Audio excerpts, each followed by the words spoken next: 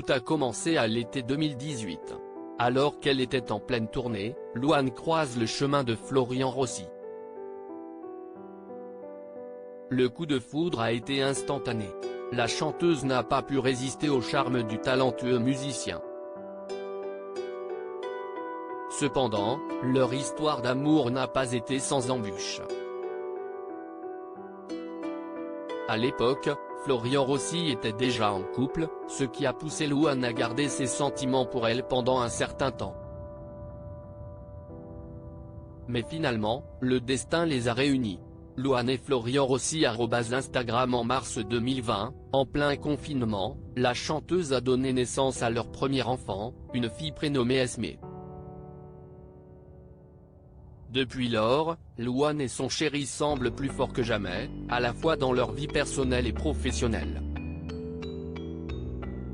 Pourtant, ce dimanche 10 septembre dernier, Florian Rossi a partagé une story bouleversante sur son compte Instagram. Impossible de faire de la musique. Florian Rossi a évoqué un grave problème de santé qui a eu un impact significatif sur sa capacité à travailler. Dans une déclaration poignante, celui qui a collaboré avec des artistes de renom tels que Stromae, Kenji Girac et Soprano a partagé les détails de son état de santé préoccupant. Il a ainsi indiqué « J'ai eu une dysplacousie, ça s'est déclenché en juillet suite à une otite qui a un petit peu dégénéré. En gros c'est quand l'oreille malade perçoit un son à une hauteur différente de l'oreille saine. Vous pouvez imaginer la cacophonie et donc l'enfer que ça peut être. Impossible de faire de la musique, d'écouter de la musique, d'être dans des endroits bruyants. » Il a confié que cette expérience avait été source de nombreuses inquiétudes et de tourments.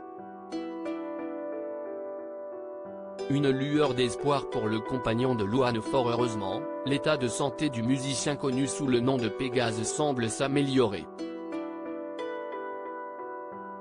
D'ailleurs, il a décidé d'offrir son soutien à tous ceux qui, comme lui, bataillent contre cette maladie. En tout cas, si ça peut aider des gens à ne pas paniquer et à prendre leur mal en patience, voilà, si est un symptôme qui n'est pas courant et donc ça peut faire très peur quand ça survient, mais avec du temps, même si est assez lent, ça se résorbe. Le compagnon de Louane a avoué qu'il avait lui-même craint que cette condition ne le laisse définitivement handicapé. Néanmoins, il a tenu à rassurer que ce n'était pas toujours le cas.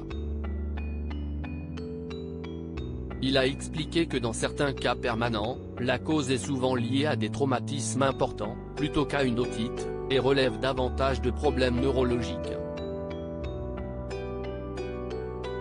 Avec cette perspective optimiste, le musicien espère que le temps jouera en sa faveur pour une récupération complète.